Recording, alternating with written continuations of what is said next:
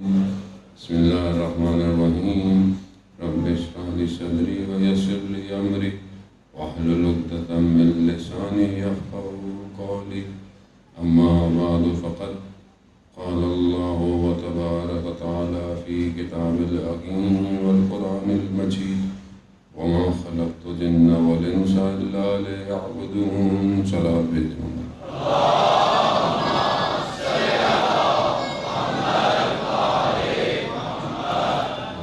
عزاداران سید الشہداء ماہ محرم ہے اور ایک روایات کے مطابق بہرحال آج اس بچی کے زندان میں رہ جانے کا دن ہے۔ بہت سارے لوگ واپس چلے گئے، سبھی واپس چلے گئے، مگر یہ مدینہ نہ جا سکی اور نہ اپنے بابا کی قبر پہ دوبارہ جا سکی۔ وہ اسی بچی کے یہ دن ہے، ایام ہے، خدا ہمیں توفیق دے کہ بہرحال یہ بچی ہمارے لیے شفاعت کا باعث بنے۔ عزاداران محترم، یہ گھرانہ ہی ایسا ہے، یہ در ایسا در ہے کہ جو کچھ بھی ہے وہ اسی در سے ہی ہے۔ جو اس در پہ آیا اسے سب ملا، جو اس در سے ہٹا وہ در بدر ہوا۔ شخص کہتا ہے کہ حرم امام رضا علیہ السلام میں آیا،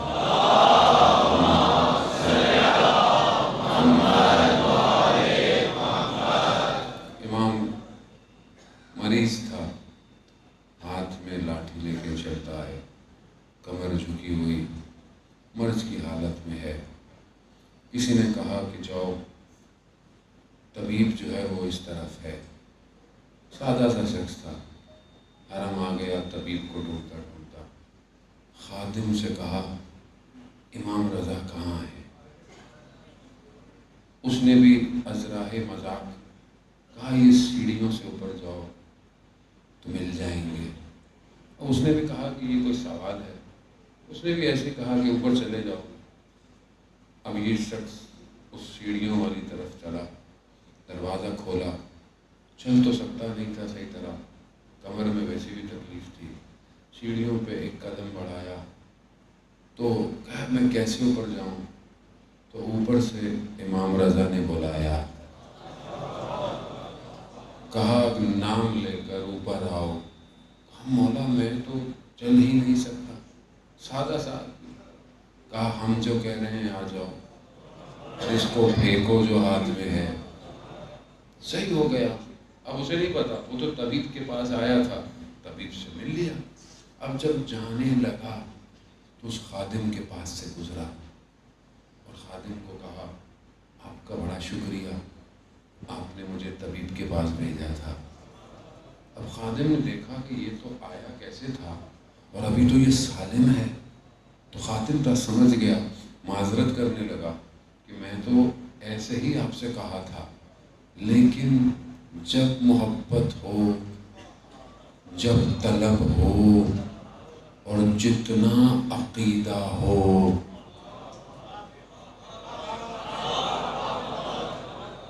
جتنا عقیدہ ہو اتنے عقیدے پہ عمل کرتا ہو، اور عمل کیا، امام مل گئے۔ عزیزان محترم، ہم اپنی زندگی میں جتنا ہمارا عقیدہ ہے، کیا ہمارا عمل ویسا ہے؟ کتنی چیزیں ہم جانتے ہیں اپنی زندگی میں۔ ہمارے استاد کہتے کہ جب ہم حوضے گئے تو لوگ سوال کرتے تھے کہ جب ہم حوضے نہیں آئے تھے تو ہماری نمازوں میں بڑا گریا تھا، کہ بڑی درد تھی کہ حوضے آئے، جب حوضے آئے تو نہ وہ درد ہے نہ وہ گریا ہے، معاملہ کیا ہوا؟ تو انہوں نے بتایا روایات میں ہے کہ وہ آدمی جو جتنا جانتا ہو اور اتنا عمل نہ کرے تو اس پر 70 بلائیں نازل ہوتی ہیں، اور سب سے آخری بلا یہ ہے اس کی عبادت سے حال چھین لیا جاتا ہے۔ یعنی کیا؟ یعنی آپ بہت کچھ جانتے ہیں مگر آپ عمل نہیں کرتے، اب آپ یہ نہیں کہہ سکتے کہ بھائی اب آج کل دیکھیں اب تو بڑا ماڈرن دور ہے، ٹیکنالوجی آپ کی فنگر ٹپس پہ، ہر چیز آپ ڈھونڈ لیتے ہیں. تو آج اگر دینی مسائل کو آدمی نہ جانتا ہو، نجاست کیا ہے، نماز کی واجبات کیا ہیں، طہارت کیا ہونی چاہیے، لباس کیسا ہونی چاہیے، جگہ کیسی ہونی چاہیے، نماز کے واجب ارکان کیا ہیں، نماز میں اگر کوئی چیز بھول جائے تو سجدہ کہاں کرنا ہے، اب یہ ساری چیزیں مشکل تو نہیں ہے، اب آپ کی فنگر ٹپس پر ہے. آپ ویب سائٹ، یوٹیوب، ہر چیز موجود ہے، ویڈیوز موجود ہیں علماء کی احکامات کی. اب بھی اگر کوئی نہ سیکھے تو قصور کس کا ہے؟ ویسے تو آپ پوری دنیا کی چیزیں ڈھونڈتے رہتے ہیں اس کے اندر، لیکن یہ نہیں سیکھ رہے، قصور کس کا؟ ہمارا قصور ہے.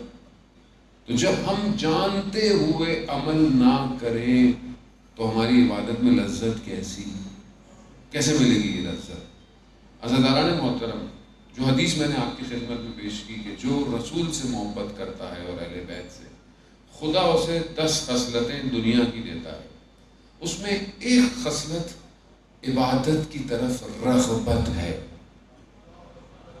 ایک خصلت، یعنی آپ کا دل مائل ہو، آپ کھینچیں کس کی طرف؟ عبادت کی طرف. چاہے وہ عبادت نماز ہو، چاہے وہ عبادت نوافل ہو، چاہے وہ قرآن کی تلاوت ہو، چاہے وہ روزہ ہو، جو بھی ہو. اور صرف اس عبادت کی طرف اگر آپ کا دل نہیں چاہ رہا تو آپ سمجھیں کہ پھر میرے دل میں خدا نخواستہ محبت صحیح نہیں ہے، کیونکہ جس کے دل میں یہ محبت ہے خدا اس کو یہ خصلت دیتا ہے.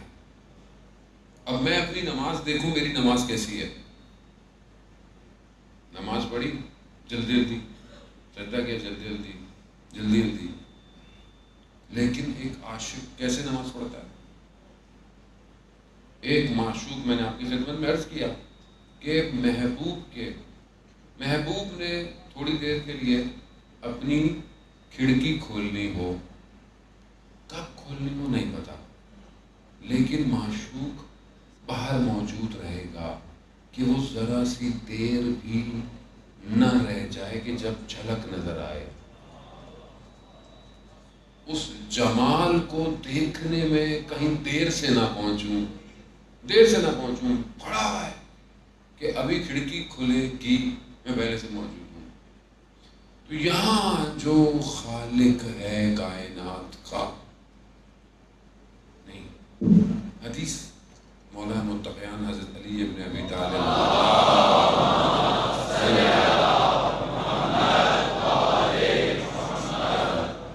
حدیث ہے 3 طرح کی عبادتیں ہیں. پہلی عبادت کیا ہے؟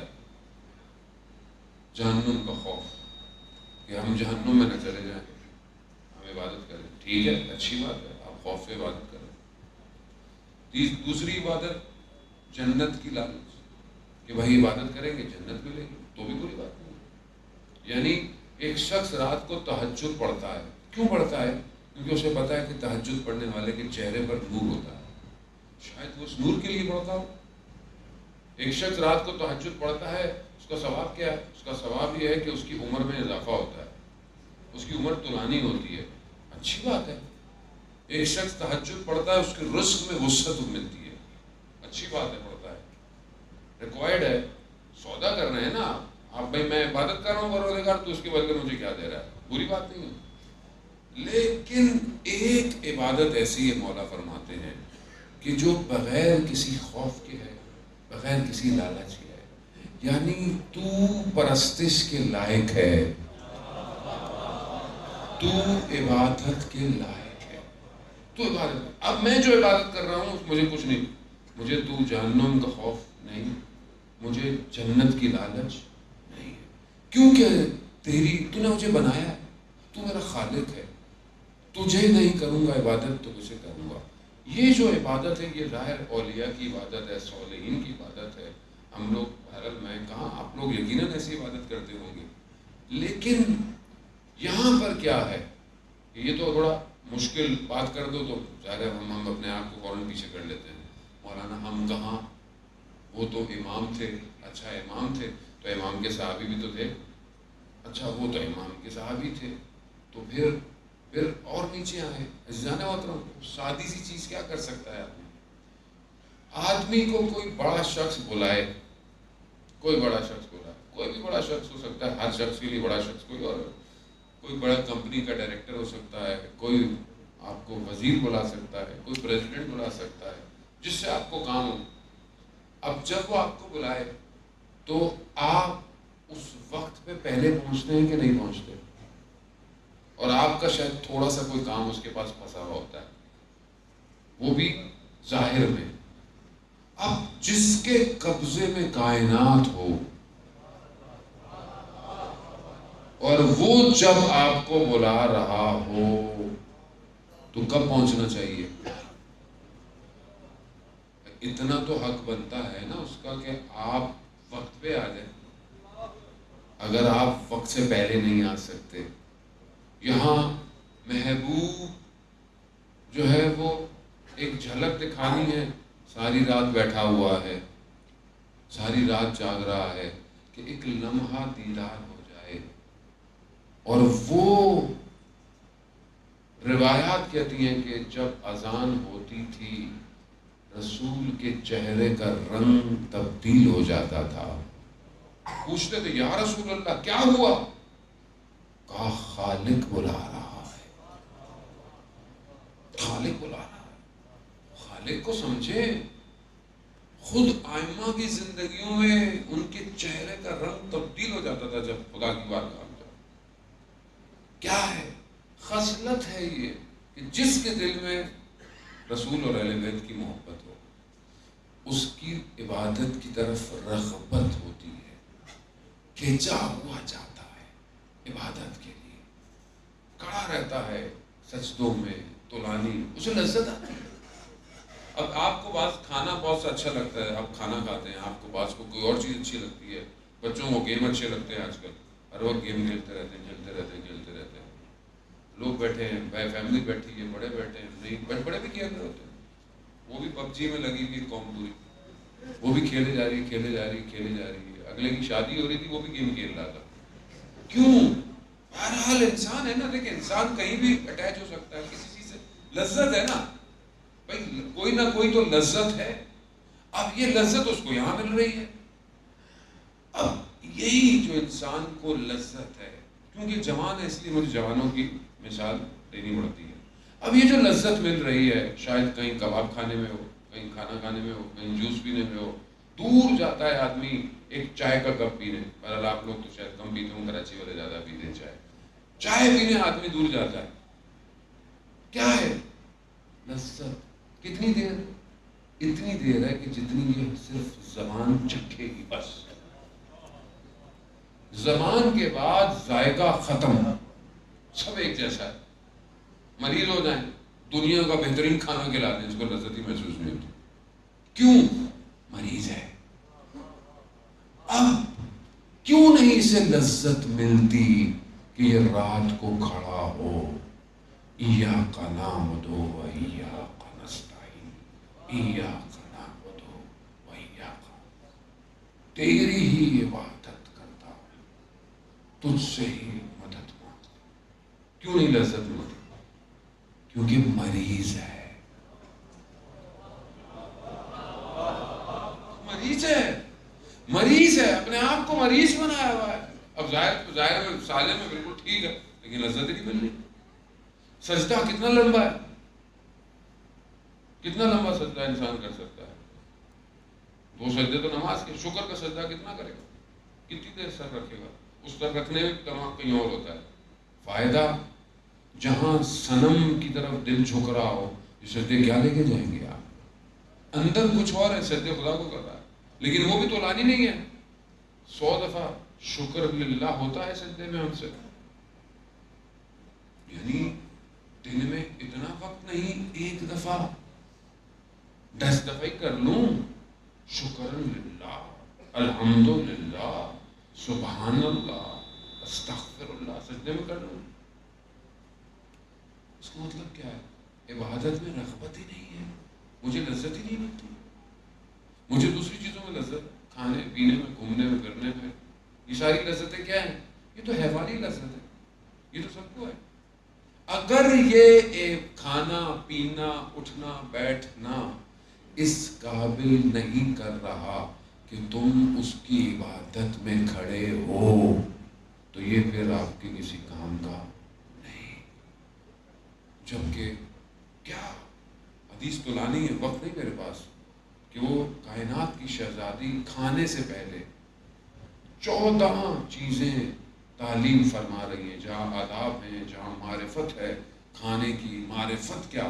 یعنی تم یہ دیکھو کہ یہ خدا نے جو تمہیں ایک لقمہ دیا ہے، یہ جو سبزی ہے، یہ جو پھل ہے، یہ جو جانور ہے، یہ کیسے بنا؟ بی بی کہتی ہے یہ معرفت کر کے کھاؤ کہ یہ ایک پھل کے لیے کتنے درخت پہ پانی آیا، سورج کی روشنی آئی، ہوائیں آئی، پھر خدا نے اس سے یہ تمہیں ایک پھل دیا. یہ ایک لقمہ تمہیں معرفت پہ لے کے جا سکتا.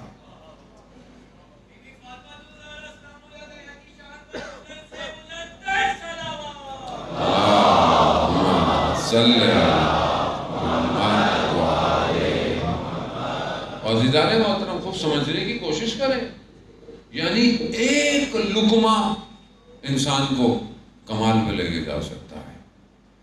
اور ظاہر ہے جب یہ لقمہ صحیح نہیں ہوگا تو یہ حرام کی طرف بھی لے جائے گا. بہت بڑے عارف تھے، ان کے شاگرد نے ان کو کھانے پہ بلایا،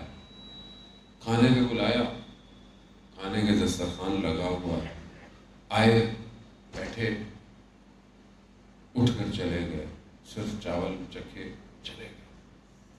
شاگرد تھا، استاد کو پہچانتا تھا. اپنے گھر گیا،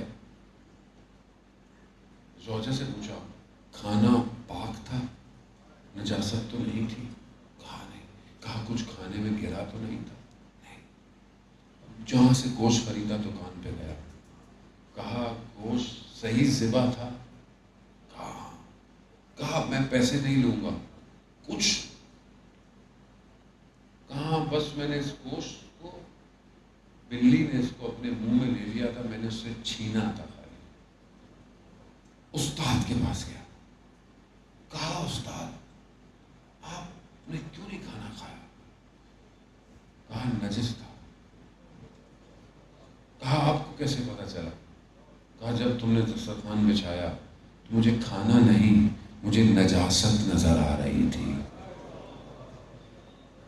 اور ہم اپنی زندگی میں پتہ نہیں کیا کیا کھاتے رہتے ہیں، وہ کیا کیا کھلایا جاتا ہے ہم لوگوں کو یہ سمجھ میں نہیں آتا. لیکن لقمہ،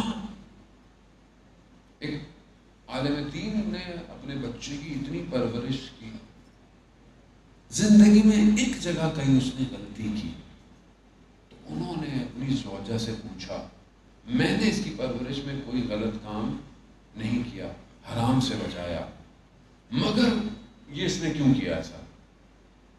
کوئی تو وجہ ہوگی، کوئی چیز آپ نے ایسی عمل دی جب یہ آپ کی پیٹ میں تھا، رحم میں تھا، کوئی چیز یاد کرے.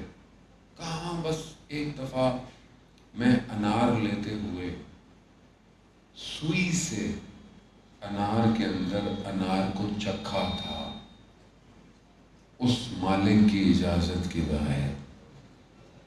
کتنا ہوتا ہے؟ اور ہم دکان میں گئے، چلو بھائی کھا لیے، پوچھا بھی نہیں اس سے. پھل والے سے 4 پھل تو ایسے ہی کھا لیے بیچارے غریب کے. وہ اتنا مہنگا دے رہے ہو، وہ جو آ کے آپ برانڈڈ شاپ میں ہزاروں کا جوتا بغیر پوچھے خرید لیتے ہو، وہ غریب بیچارہ پھل بیچ رہا، وہ اتنا مہنگا دے رہے ہو.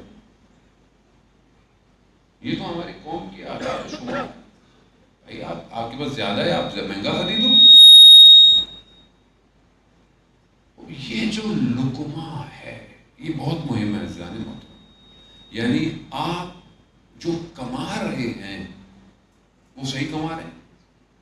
مولانا حلال کماتے ہیں، اچھا حلال کماتے ہیں. آپ کو صبح 8 بجے سے یا 9 بجے سے 12 بجے تک یا 5 بجے تک 9 بجے تک، جو بھی 8 گھنٹے 5 گھنٹے 7 گھنٹے 6 گھنٹے آپ کو نوکری پہ جو رکھا جاتا ہے تو آپ پورے گھنٹے صحیح کماتے ہیں. یعنی جس نوکری پہ رکھا گیا ہے آپ کو جتنے گھنٹے آپ کام کرتے ہیں، وہاں گئے، ادھر فون گھمایا، ادھر فون گھمایا، اتنی دیر تو واٹس ایپ چلتی رہی، سامنے کلائنٹ بیٹھا ہوا ہے، ہاں ہاں اچھا اچھا، حلال ہے یہ؟ اور حرام کہاں سے آئے گا؟ یعنی جو بھی اب آپ کا کام ہے، آپ چاہے استاد ہو، آپ صحیح پڑھا رہے ہو، آپ کسی جگہ نوکری کرتے ہو، آپ صحیح پڑھا رہے ہو، صلوات بھیجتے محمد والا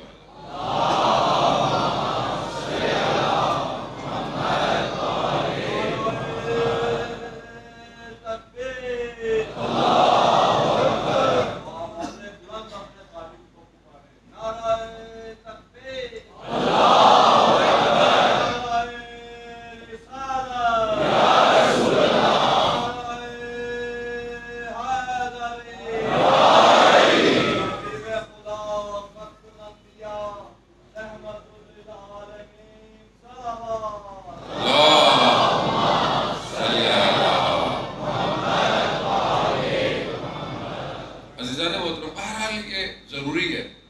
اس کی وجہ بات تو بڑی سادی سی ہے، لیکن مسئلہ ہے کہ جب تک حرام لقمہ ہوگا تو حلال نکلے گا بھی نہیں، اور جب تک حلال نہیں ہوگا تو کیسے امام کا ساتھ دیں گے؟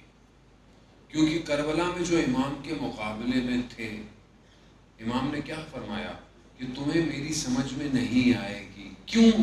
تمہارے شکم میں حرام لقمے ہیں. حرام لقمہ امام سے دور کر دیتا ہے. جانتے تھے امام میں، جانتے تھے رسول کا لفظ ہے، کیوں؟ حرام لقمہ. نجاست پہلی شرط ہے شیطان کی طرف سے کہ اسے دور کرو ہدایت سے، چاہے لباس نجس کرا دے، چاہے سوچیں نجس کرا دے، آنکھیں نجس کرا دے، کان نجس کرا دے، لقمہ نجس کروا دے. یہی اس کا ہے. قیامت والے دن قرآن میں ارشاد ہوتا ہے کہ روز قیامت میں جب دوسرے لوگ شیطان سے کہیں گے کچھ کر ہمارے لیے، کہا میں تو خود گرفتار ہوں، اور میں نے تو تمہیں کچھ نہیں کہا تھا، میں تو صرف تمہیں سرگوشیاں کی تھی، میں تو صرف تمہیں ورغلایا تھا، عمل تو تم نے خود کیا. اب آپ اس دن کیا کریں گے شیطان کو؟ بھائی تم نے کیا تھا، وہ تو انکار کر دے گا. عزیزان محترم یہاں سمجھیں، اسی لیے ہمارے پاس شارٹ کٹ تو ہے، لیکن شارٹ کٹ کا جو ہے نا، ہم نے کچھ زیادہ ہی فائدہ اٹھا لیا ہے کہ عمل نہیں کرو. اصل اطاعت، عمل، محبت ہو ہی نہیں سکتی جہاں اطاعت نہ ہو. آپ کہیں کہ جی ہم اہل بیت سے محبت کرتے ہیں، وہ کیسی محبت؟ بھائی دکھاؤ، بتاؤ دکھاؤ. میں بار بار جوانوں پہ آنا پڑتا ہے کیونکہ جوانوں کے دل بڑے نرم ہوتے ہیں کچھ معاملات میں. اب اگر آپ کسی سے کہیں کہ میں آپ سے محبت کرتا ہوں تو وہ کیا کہے گی؟ پتہ نہیں کتنوں کو کہہ چکے ہو یہ بات. ویسے بھی آج کل تو سب سستا ہے، ٹیشو پیپر، لفظ بھی ٹیشو پیپر ہے، ٹھیک ہے، آسان ہے آج کل. اب تو پہلے لکھنا پڑتا تھا، اب تو صرف ایموجی بھیجنی ہوتی ہے. ہاں نا، ابھی تو صرف آپ ادھر بھیج دیں. اچھا آج کل اتنی سادی ہو گئی ہے، ہر کوئی بھیج رہا ہے. اچھا مولانا کو بھی بھیج دیتی ہے پبلک. پہلے زمانے میں دل دینا بڑی بات ہوتی تھی کہ بھی آپ نے دل کسی کو دے دیا. ابھی تو آپ ہر تھوڑی تھوڑی دیر میں دل دے رہے. تو سستا ہے نا معاملہ، جوان ہے. اب اگر آپ کسی کو دل دے دیں تو وہ بولے گا بھائی یہ تو واٹس ایپ کا دل ہے، اب میرے لیے کیا کرو.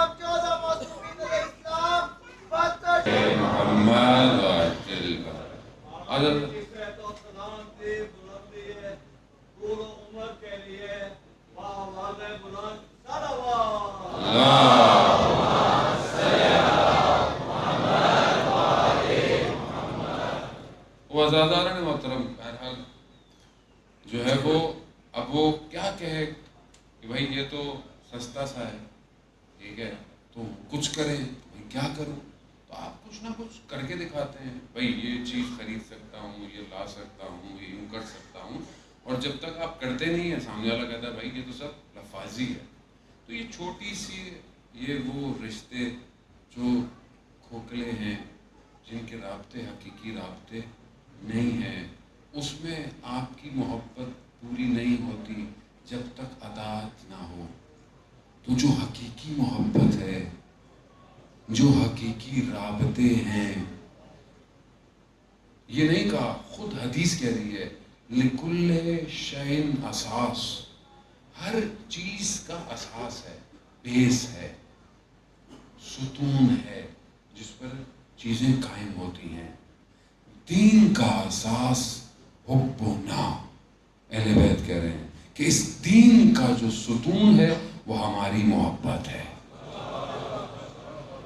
یعنی ہر چیز کسی نہ کسی چیز کے اوپر قائم ہے، دین جس کے اوپر قائم ہے وہ ہماری محبت ہے۔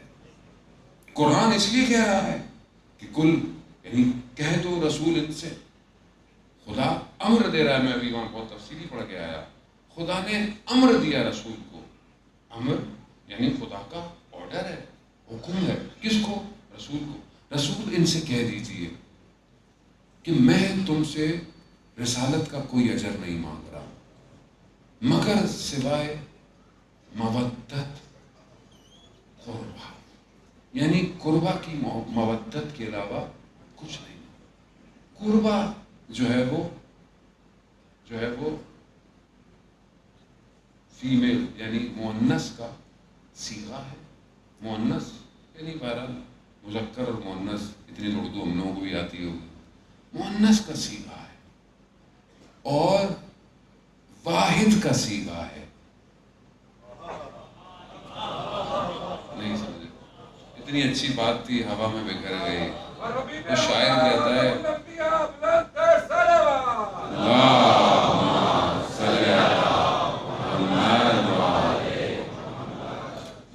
بہرحال میری عادت بھی نہیں ہے اتنے عربی کے صیغے پڑھوں میں کہ آپ بھی پریشان ہوں، کیونکہ ظاہر ہے ہر آدمی کی وہ ہوتی ہے، ہم تو خیر چھوٹے سے طالب علم ہیں، وہ دوسرے علماء جو بہت پڑھے لکھے ہوتے ہیں وہی ایسی باتیں کر سکتے ہیں۔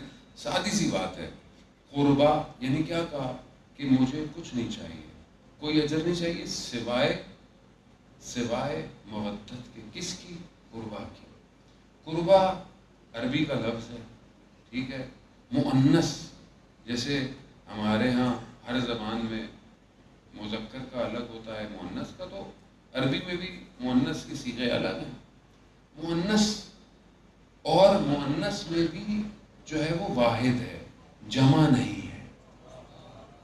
یعنی کیا؟ یعنی محبت مانگی جا رہی ہے، مودت مانگی جا رہی ہے، کس کی؟ کسی خاتون کی۔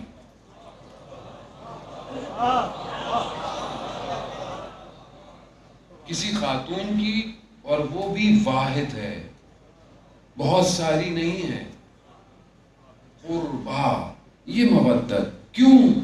کیونکہ یہی خاتون محور ہے۔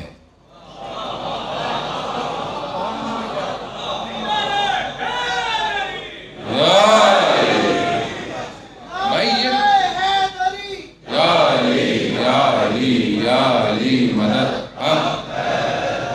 یہی محور ہے۔ اب علی بھی کیونکہ اس کے ساتھ ہے جڑا ہوا تو اس میں شامل ہے، حسن حسین جڑے ہوئے ہیں اس میں شامل ہیں، ہم فاطمہ، اسی لیے کہا جب واسطہ دو فاطمہ، پھر ان کے ابوہا و بالوہا و بنوہا، مرکز یہی ہے۔ اس سے ہٹے ہٹ گئے، پوری رسالت کا اجر یہی ہے، پوری رسالت۔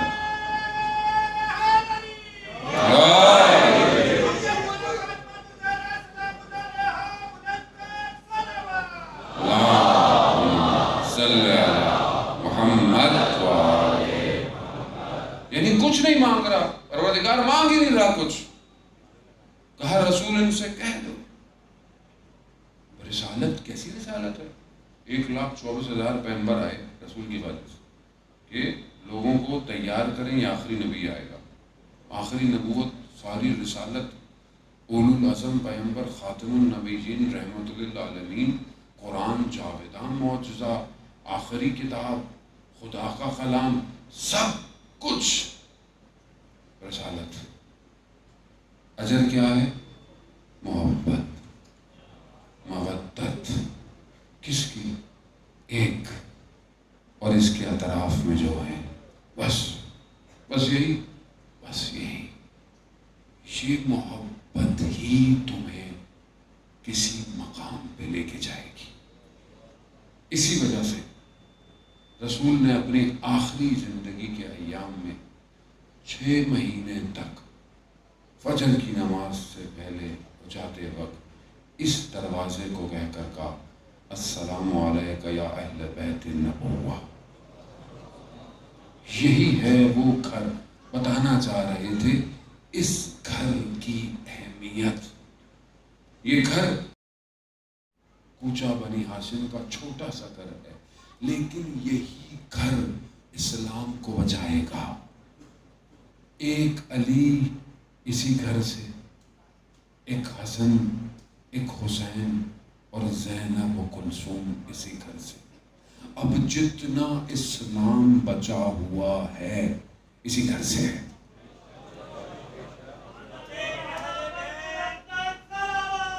اللہم صلی علی محمد وآل محمد.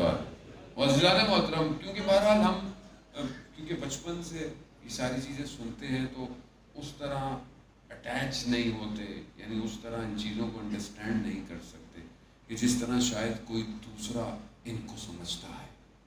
جو باہر سے آتا ہے اسے یہ گھر بڑا روشن نظر آتا ہے. ایسا نہیں کہ آپ کے دل میں محبت نہیں، یقیناً آپ کے دل میں محبت ہے، لیکن اگر یہ محبت آپ کے کردار کو نہیں بدل رہی.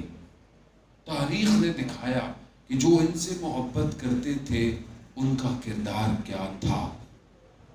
یعنی جو ان سے محبت کرے، جو اس مقام پہ پہنچ جائے، اس کا کردار ہی کچھ اور ہے. تاریخ میں اگر آپ نظر دوڑائیں تو صرف وہی نظر آتا ہے جنہوں نے ان سے محبت کر کے عمل کر کے دکھایا.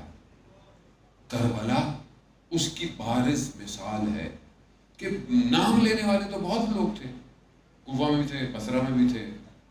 کیوں نہیں آئے، یا جو آئے یہ کون تھے کہ آج تک آپ انہی کو سلام کرتے ہیں، انہی کے راستے پر مرنا چاہتے ہیں، انہی کے راستے پر چلنا چاہتے ہیں. یہ محبت عمل سکھاتی ہے.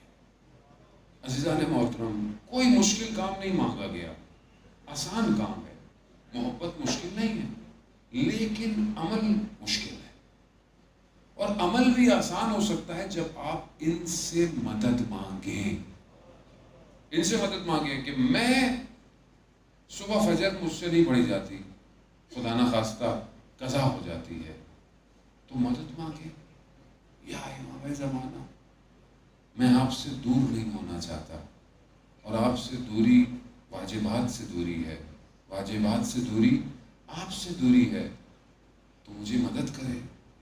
کیوں نہیں مدد کریں گے؟ یا امام المنتظر اللہ جل اللہ جل، یا امام المنتظر اللہ جل اللہ جل، حبیب خدا خاتم الانبیاء بلند صلوات اللہم صلی علی محمد.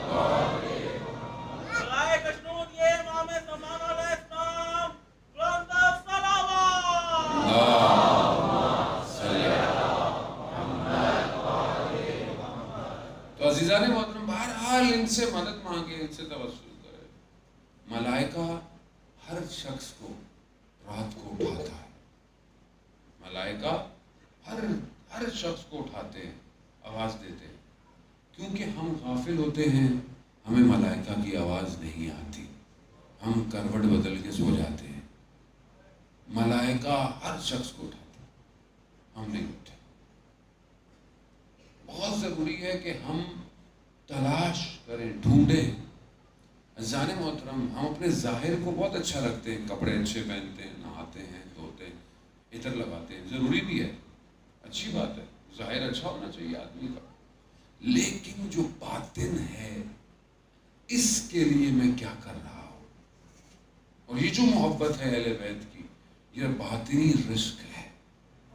اب یہ جو باطن ہے اگر یہ خراب ہے تو اس کو صحیح کون کرے گا؟ کیا ہم نے قرآن کی تلاوت نہیں کی؟ قرآن کہہ رہا ہے کہ ہم نے انبیاء کو کیوں بھیجا؟ وَيُزَكِّيهِمْ، تمہارا تزکیہ کرے، تمہیں پاک کرے، تمہیں صاف کرے۔ کس سے صاف کرے؟ کون سی میل لگی ہوئی ہے اندر؟ کون سا میل ہے؟ دنیا کی کوئی مشین، کوئی سکینر، سٹی سکینر، کوئی مشین آپ کے اندر کے میل نہیں دکھا سکتی۔ آپ کے بغض، آپ کی حسد، آپ کے اندر خدا نخواستہ غیبت، یہ چیزیں صرف وہ دیکھ سکتے ہیں اور وہی پاک کر سکتے ہیں۔ یہ کیسے پاک ہوں؟ یہ کیسے صاف ہوں؟ کوئی تو کچھ تو کرنا پڑے گا۔ جب بھی یہ جتنے بڑے بڑے بزرگ علماء جن کی خدمت میں بہرحال ہم بھی رہے اور ابھی بھی جن کی خدمت میں ہیں، ہم جب ان کے پاس جاتے ہیں ہمیں پتہ ہوتا ہے کہ جو ہمارے اندر ہے انہیں نظر آ رہا ہے۔ اب ہم ایک آپ سے چھپا سکتے ہیں، ان سے نہیں چھپا سکتے۔ کیوں؟ کیونکہ وہ دل کی آنکھ سے ہمارے اصل وجود کو دیکھ رہے ہوتے ہیں، اصل وجود کو دیکھ رہے ہیں۔ کیوں؟ اہل بیت نے ان کو عطا کیا۔ وہ ڈاکٹر ہیں، وہ طبیب ہیں۔ اب میں دنیا ہر چیز کے لیے دنیا میں ڈھونڈتا ہوں ہر چیز، اب میں اپنے اندر کے لیے کسی کو ڈھونڈا آج تک؟ جب حضرت موسیٰ کو کہا گیا نا کچھ کہ میرے سے بھی زیادہ کوئی جاننے والا ہے، کہاں ہے، جاؤ ڈھونڈو۔ حضرت موسیٰ ڈھونڈنے نکلے، کہا کئی سال لگے، اور جو ساتھ تھے حضرت موسیٰ کے کئی سال لگے حضرت خضر کو ڈھونڈنے میں۔ ایک مقام پر انہوں نے کھانا، ان کے پاس مچھلی تھی، مچھلی بنائی، اور جب حضرت موسیٰ نے مانگا کہ وہ مچھلی دو، کہا وہ تو جب میں نے بنائی تھی تو وہ زندہ ہوئی اور پانی میں چلی گئی۔ تو حضرت موسیٰ سمجھ گئے کہ یہ اس استاد کے نفس کی وجہ سے مچھلی زندہ ہوئی ہے، وہیں ڈھونڈو استاد وہیں ملے گا۔ اور حضرت خضر کو ڈھونڈا، اور کہتے ہیں اگر کئی سال بھی لگ جاتے تو بھی وہ ڈھونڈتے رہتے استاد کو۔ آیت اللہ قاضی طباطبائی کہتے ہیں کہ اگر انسان اپنی آدھی زندگی بھی اپنے روح کے استاد کو ڈھونڈنے میں لگا دے تو بھی اس نے نقصان نہیں کیا، کیونکہ ہم متوجہ نہیں ہیں کہ ہم اندر پرابلم میں ہیں۔ خوب ایک انسان پرابلم میں ہوتا ہے۔ خود آیت اللہ قاضی کے شاگرد ہاشم حداد، جن کے لیے سید مصطفیٰ تہرانی روح مجرد کتاب میں لکھتے ہیں وما ادراک ما حداد، تم درک نہیں کر سکتے کہ حداد کیا تھا۔ ساری رات جگہ صرف ایسی تھی کہ صرف رکوع ہو سکتا تھا، رکوع میں کھڑا رہتا تھا۔ حداد لوہار کو کہتے ہیں، لوہے کا کام تھا، دہکتے ہوئے لوہے کو ہاتھوں سے اٹھا لیتے تھے۔ امتحان کیا تھا؟ جو استاد کہتے تھے میں گھر جاتا تھا، میرا گھر اور میرے سسرال کا گھر قریب تھا، کیونکہ جو کماتے تھے سب خالی سامنے رکھا ہوتا تھا، جس کا جو دل چاہے ضرورت مند ہے اٹھا کے لے جائے، جو آخر میں سکہ بچتا تھا اسی سے گھر کا گزارا کرتے تھے۔ ظاہر زندگی سخت تھی، تو سسرال والے دیکھتے رہتے تھے اور تانا دیتے رہتے تھے، تکلیف دیتے تھے، اتنا جملے ان کو بولتے تھے کہ اپنے استاد کے پاس گئے، کہا کہ میں کیا کروں؟ کہا تمہارا امتحان ہی یہی ہے، تمہارا کیوں؟ استاد جانتا تھا نا۔ ایک دن اتنے جملے انہوں نے اپنی زوجہ کی والدہ سے سنے کہ گھر سے بھاگ گئے کہ میں جواب دوں، بھاگ گئے۔ بھاگتے بھاگتے کربلا سے باہر نکلے۔ اس ٹائم کربلا کے باہر جنگل تھا، دیکھا کہ خود برابر میں کوئی بھاگ رہا ہے، یعنی نفس نکل کر باہر آ گیا۔ तजर्रुद नफ्स पे पहुंच गया और कहा मैंने आलम को खुद मुशाहिदा किया और खुद अपने आप को देखा कि मैं क्या हूँ। पूरे आलम को मैं देखता रहा, वो कैफियत, वो लज्जत। और फिर जब मैं वापस आया तो मैं गया और अपनी ज़ौजा की वालदा के पाँव पड़ गया और उनका शुक्रिया किया। अगर आपने ये ना किया होता तो मैं कमाल पे नहीं पहुंच सकता। हर शख्स का इम्तिहान है, वो इस इम्तिहान को दर्क करे कि इंसान अपने आप को आजाद करे। लेकिन जहां इंसान अपने नफ्स में गिरफ्तार हुआ तबाह हो जाएगा। बड़ी बड़ी इबादतें करता रहा, बड़े बड़े सजदे करता रहा, लेकिन अगर मुतवज्जे नहीं हुआ तो ये इबादत उसको बहा के ले जाएगी। एक आलिम आरिफ कहता है कि मैं अपने वजूद से बाहर निकला और मैंने कायनात का मुशाहिदा किया, हर चीज़ को देखा आसमानों से। फिर मेरा ख्याल आया कि मैं अपने आप को देखूं कि मैं कैसा हूँ। कहा जैसे ही मेरी नज़र उस हुजरे पर अपने पर पड़ी, रूह वापस आ गई। उस्ताद ने कहा खुद पसंदी अपनी तरफ निगाह इंसान को बुलंदी से गिरा देती है, गिरा देती है। इंसान अपनी तरफ मुतवज्जे हूँ, जिंदगी बहुत थोड़ी है, जिंदगी हमें लग रही है बहुत ज़्यादा है, ख़त्म हो गई, वैसे भी कितनी रह गई है, और वैसे भी ज़हूर का वक्त नज़दीक आ गया है। पूरी दुनिया के हालात हमें ये बता रहे हैं कि कोई आने वाला है, तुम तैयार रहो। अब आप पूछेंगे कब आएंगे, कल आएंगे, परसों आएंगे? नहीं, आप ये समझें कि अभी आने वाले हैं। कैसे तैयार होंगे? अगर आप अपने घर के दरवाजे पे खड़े हों और आपको कहा जाए कि कोई आने वाला है, कब आएगा? भाई पता नहीं है, कभी भी आ जाएगा। तो कैसे खड़े रहेंगे, कैसे इंतजार करेंगे? वैसा इंतजार चाहिए। जरा सी गफलत इस कारवान से दूर कर देगी, जरा सी गफलत। जरा सा इंसान अपनी नफ्स की तरफ मुतवज्जे हुआ, इमाम के कारवान से दूर हो जाएगा। इमाम को खालिस चाहिए, खालिस, सिर्फ खुदा, बस। तो आए जाने मोहतरम, बहरहाल चंद दिनों मैंने आपको बड़ी सहमत दी। खुदा आपके आने को कबूल करे और हमारी मजलिस अज़ादारी को वक्त के इमाम की तरफ जाने की तौफीक अता फरमाए। हमें आहिस्ता आहिस्ता, आपको मैं बहरहाल बहुत सारे मज़मून बाकी रह गए, लेकिन बहरहाल हक तो अदा नहीं हो सकता। वैसे भी हम कितनी भी कोशिश कर ले, जो बयान का हक है वो अदा नहीं हो सकता। लेकिन बहरहाल टूटे फूटे लफ्ज़ हैं, ये भी वही देते हैं तो हम अंजाम देते हैं। पहली चीज़ जो मैं हमेशा कहता हूँ, हर जगह कहता हूँ, पहली चीज़ आपका अपना घर है। अगर आपने अपने घर को सही कर लिया तो समझ लें एक घर इमाम के लिए तैयार हो गया, एक घर। और जब ये घर तैयार हो गए तो ये शहर तैयार हो जाएगा, और जब ये शहर तैयार होगा तो ये मुल्क तैयार हो। जब ये मुल्क तैयार हुआ, इमाम आ जाएंगे। या इमाम अल-मुंतज़र, या इमाम अल-मुंतज़र, हबीब खुदा खातमुल अंबिया बुलंद सलवात, अल्लाहुम्मा सल्ली अला मुहम्मद व आले मुहम्मद। अज़ीज़ान मोहतरम, अक्सर जितनी भी हमारे अतराफ़ में कौमें हैं ना, उन्होंने इम्तिहान दे दिया है, दे दिया। जितनी भी हैं आप आस पास देखिए ना, सब ने इम्तिहान दे दिया है, सिर्फ हम लोग रह गए। इस खित्ते में जो जिसने इम्तिहान बाकी रह गया है वो हमारा है। हम जिस दिन कामयाब हो गए, आप समझ लें ज़हूर हो जाएगा।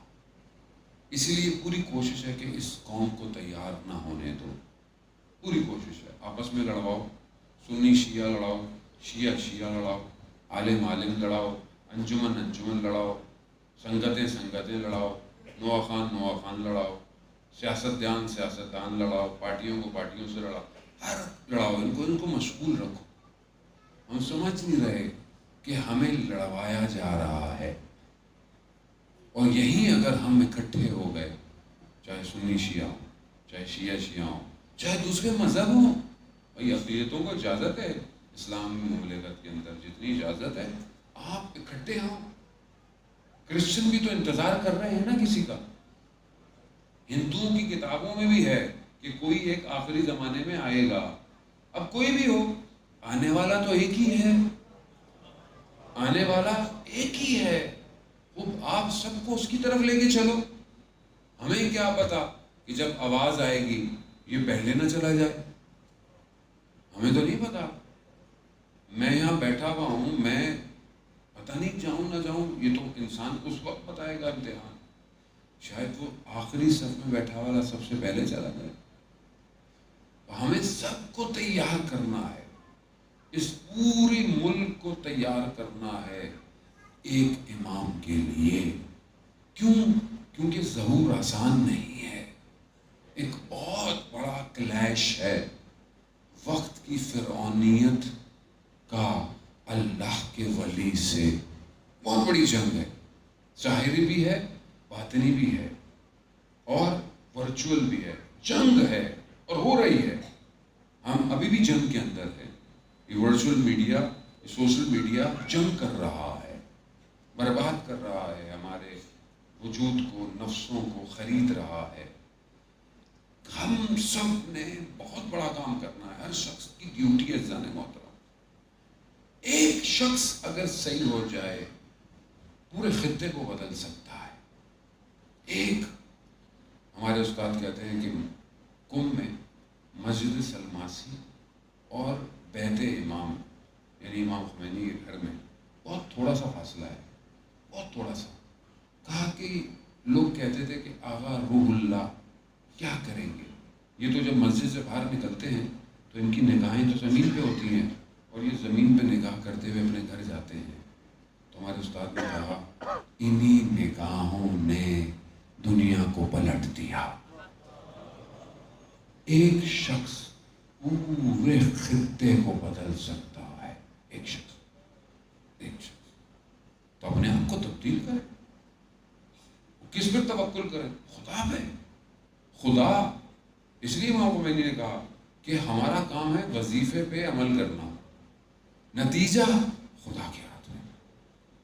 ہم ذرا سا کام کرتے ہیں کہ بھائی یہ نہیں ہو رہا، وہ نہیں ہو رہا، آپ اپنا کام کریں، نتیجہ آپ کو ملنا ہوگا، خدا آپ کو نتیجہ دے دے گا۔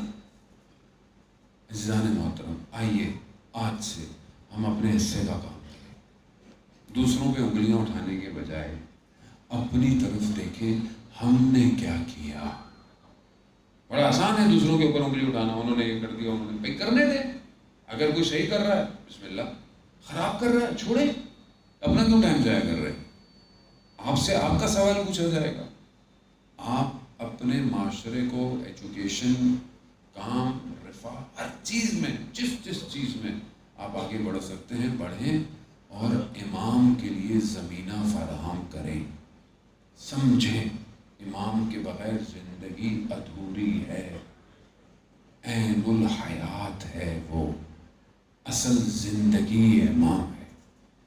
تبھی تو کہا تھا امام کو، جب امام نے شمع گل کی شب عاشورہ، اور اس سے پہلے کہا تمہیں مقام بھی دیے، تمہارے سب کچھ، تمہارے پر کوئی شکوہ، کوئی گلہ نہیں، بیت بھی ہٹا دی، سب ہٹا دیا، سب چلے جاؤ، انہیں مجھ سے جنگ ہے۔ کوئی گیا؟ کوئی نہیں گیا۔ کیوں؟ کہا مولا 70 دفعہ مارا جائے، 70 دفعہ زندہ کیا جائے، ہم آپ کو نہیں چھوڑ سکتے۔ کیوں نہیں چھوڑ سکتے؟ حیات امام ہے، خاک ہو ایسی زندگی پر جو امام کے بغیر ہو۔ امام، میری زندگی میں امام کہاں؟ میرے اٹھنے بیٹھنے، سونے جاگنے، کام کرنے نکلنے، خریداری، بازار، زندگی، محبتیں، نفرتیں، رنجشیں، امام کہاں ہیں؟ سوالیہ نشان ہے میرے اپنے اوپر۔ آئیں عزیزان محترم، یہ محرم اور سفر کے ایام ہیں، اصل وارث کربلا کا وہی ہے، اس کو راضی رکھیں، چاہے پوری دنیا آپ سے ناراض ہو جائے، اس کو راضی رکھیں۔ وہ منتظر ہے، وہ منتظر بھی ہے، وہ منتظر بھی ہے۔ ہم بھی اس کا انتظار کر رہے ہیں، وہ ہمارا انتظار کر رہا ہے۔ زیادہ انتظار نہ کرائیں یوسف لہرا کو، کب تک صبح شام وہ سید الشہداء پہ گریا کرے گا۔ دعائے رتبہ میں پڑھتے ہیں، اینا بدم مقتول کربلا، کہاں ہے جو کربلا کا بدلہ لے گا؟ ہاں زداران محترم، بڑا گریہ کیا آپ نے، بڑی مشکلات، بڑی سختیاں، روز عاشورہ بھی بہت مشکلات ہوئیں اور ہوتی رہیں، بہت ساری مشکلات روز عاشورہ ان کے لیے ختم ہو گئیں جو شہید ہو گئے۔ کچھ لوگ ایسے تھے جن کی مشکلات عاشورہ کے دن شروع ہوئی، صبح سے شام تک جنازوں کا آنا سب دیکھتے رہے۔ ایک بچی صبح سے دیکھ رہی ہے کہ جو جا رہا ہے وہ واپس نہیں آ رہا، جو گیا خیموں سے وہ واپس اگر آیا بھی تو بدن آیا، روح نہ آیا۔ اور ایک چچا باز تو ایسے گئے کہ بدن بھی نہیں آیا۔ اب جب آخری فرد جا رہا ہو، بھائی بچی یا بیٹی وہی سمجھ سکتا ہے بیٹی کی محبت کیا ہوتی ہے جس کی بیٹی ہو، اور جس کی چھوٹی بیٹی ہو وہ سمجھ سکتا ہے وہ چھوٹی بیٹی کی محبت۔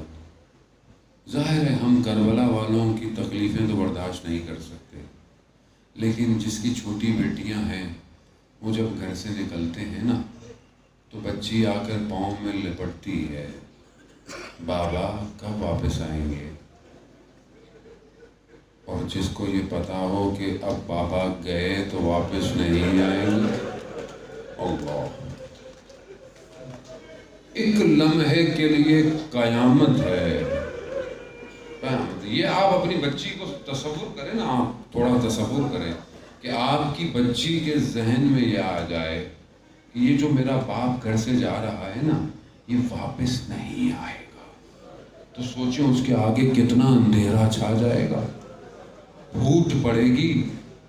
تصور محال ہے، تصور محال ہے اس بچی کا جو صبح سے دیکھ رہی ہو۔ بھائی علی اکبر گیا، بھائی قاسم گیا، اونو محمد گئے، کچھ نہیں تو میرا چھوٹا بھائی گیا۔ اللہ اکبر، کون سمجھے اس بچی کو؟ وہاں مدینہ میں کہتے ہیں نا، مدینہ میں ہماری شہزادی، ہماری بی بی اور اس بچی میں مماثلت پائی جاتی ہے۔ وہ 18 سال میں ضعیفہ ہو گئی، یہ 3-4 سال میں ضعیفہ ہو گئی۔ اللہ، وہاں دروازہ جلا، یہاں دامن جلا۔ میں معذرت چاہوں گا سعادات سے یا امام، معذرت چاہوں گا، معذرت۔ وہاں تماچے لگے،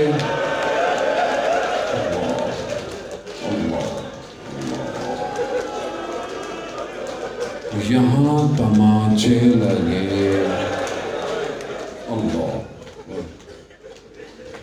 شہزادی معاف کیجئے گا، معاف کیجئے، ظلم اتنا ہوا۔ ہاں زاداران محترم، روز عاشورہ جب ودا ہوا نا، رخصتی امام نے جب آخری وقت، تو اس بچی نے بھی امام سے آخری وقت میں گفتگو کی۔ بچی بھی نہ جانے باپ کے سینے لگی، گلے لگی، لیکن مقتل کہتا ہے اس بچی نے بابا سے کچھ کہا۔ کیا کہا؟ صبح سے دیکھ رہی ہے نا مشکلات ہے۔ بچی نے کہا بابا ہمیں مدینہ واپس لے چلو۔ اللہ، بچی کو نہیں پتا سفر تو شروع ہوا ہے، سب واپس جائیں گے مگر یہ بچی نہیں جائے گی۔ نہ جانے کیوں، بہرحال میرے مولا نے کہا کہ بیٹا اب وقت نہیں ہے، امکان نہیں ہے، آزادانہ رخصتی ہو گئی۔ میں مصائب نہیں پڑھوں گا کہ امام کے ساتھ کیا ہوا، یہ آپ سنتے رہتے ہیں امام کیسے زمین پہ آئے، لیکن بیٹیاں باپ کے جنازے پہ زینت ہوتی ہے۔ جب بیٹیاں آئیں نا باپ کے جنازے پر تو پیار سے ہٹاتے ہیں۔ یہ بچی بھی باپ کے جنازے پہ آئی،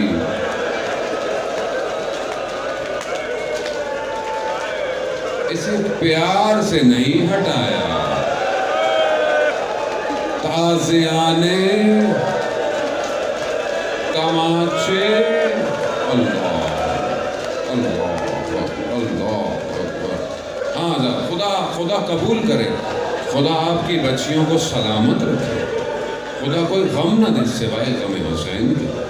حق ادا کیا آپ نے، حق ادا کر رہے ہیں، حق ادا۔ ایسے ہی ایسے رہو جیسے تمہارا اپنا کوئی کلیجہ پھٹ جائے، ایسے۔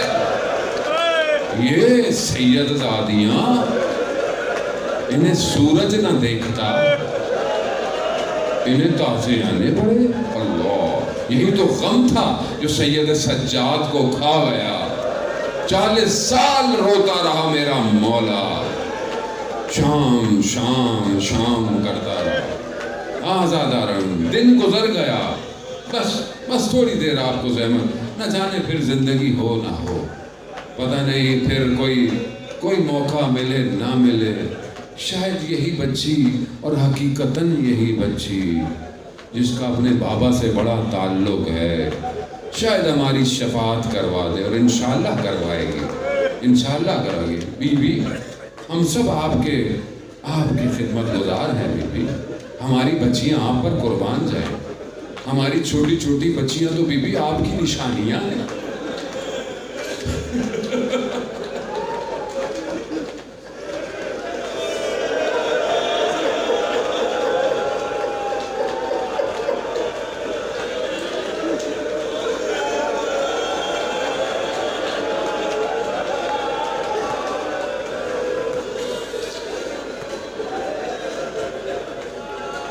ہم تو اپنی چھوٹی بچی کو دیکھتے ہیں تو ہمیں تو آپ ہی یاد آتا ہے۔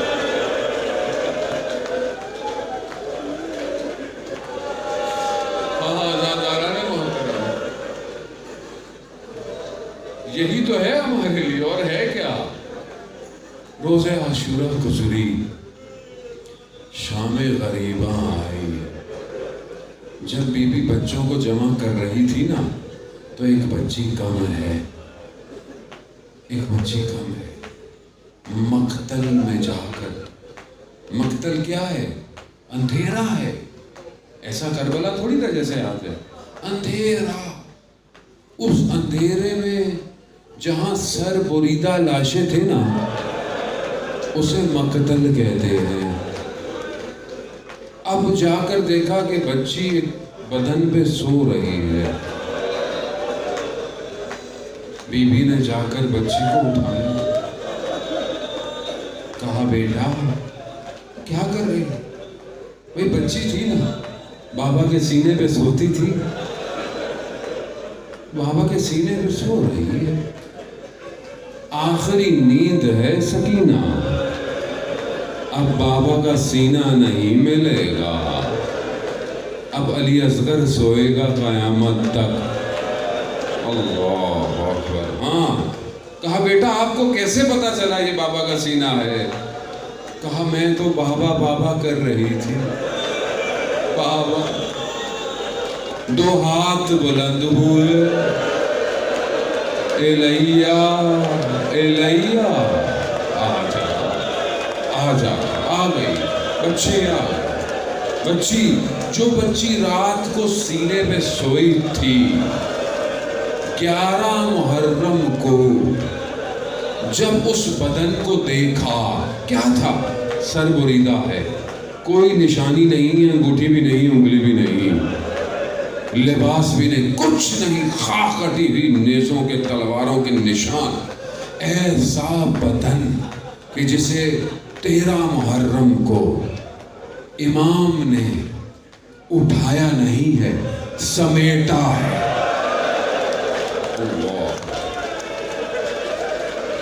جب دیکھا نا پھوپھی بیٹھی ہوئی ہے تو بچی کیا کہتی ہے؟ جو سینے پہ سوتی تھی، پھوپھی جان کس کا بدن ہے؟ اللہ اکبر، کیا کیا بدن کے ساتھ؟ چکیاں پیس کر جسے پالا تھا، اللہ، جسے رسول نے اٹھایا ہو، اللہ کیا کیا؟ ہاں وقت گزر گیا، بس میں اس سے زیادہ نہیں بڑھوں گا، آزادار، ہماری بھی ایک لمٹ ہے، ہم اس سے زیادہ انسان کی طاقت نہیں ہے۔ یہ اہل بیت تھے جو مصائب برداشت کر گئے، ہم سے 5 منٹ نہیں ہوتا، سلام ہو اس بچی پر جو کوفہ اور شام تک، جب یاد آئے تو گریہ کیجئے گا، کوفہ اور شام تک نیزے پر باپ کے سر کو دیکھتی ہوں۔ اللہ، کیسے بھولائے، کس کو بھولائے؟ بھیا علی اکبر، چچا، کاش آپ کو نہ بھیجتی پانی لینے۔ اللہ اللہ، پہنچ گیا زندان، بس آپ کا گریہ، آپ کی حاضری قبول ہو گئی، آپ کی حاضری قبول۔ بھئی اتنا حق بنتا ہے اس بچی کا جو تنہا آج بھی زندان میں ہے، اتنا اس کا حق بنتا ہے، اتنا کہ آپ کی صدائیں شام کے زندان تک جائیں۔ ہاں عزاداران محترم، شام کا زندان آیا زندان، مدینہ کی حسرت رہ گئی، مدینہ کی حسرت رہ گئی، بابا بابا کی صدائیں بلند ہوئی، یزید لعین، کیا کہا؟ بچی ہے، بابا بابا کر رہی، کہا جاؤ بابا دے دو،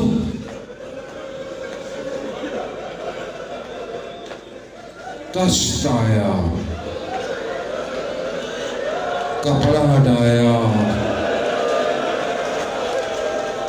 خاک میں اٹی زلفیں، ماتھے پہ زخموں کے نشان، ہونٹ تو تازہ سوجے ہوئے، ہونٹوں سے ہونٹوں کو لگایا، شروع ہو گئی، جو بھرا ہوا تھا کہنے لگی بابا آپ کے جانے کے بعد، بس ایک جملہ شاعر بچی کی زبان میں کہتا ہے، بابا اس شہر کا قانون عجیب تھا، یتیموں کے سر پہ ہاتھ نہیں رکھے، تماچے مارے ہیں، بابا اگر یہ کہتے تو میں بالیاں خود دے دیتی۔ بس اسی اثنا میں بچی خاموش ہو گئی، بی بی زینب کہتی ہے، بس آخری جملہ، بی بی زینب کہتی ہے، ایک طرف سر ایک طرف بچی، انا للہ و انا الیہ راجعون، ہائے میرا غریب امام، اسی حالت میں، اسی کرتے میں، زندان میں۔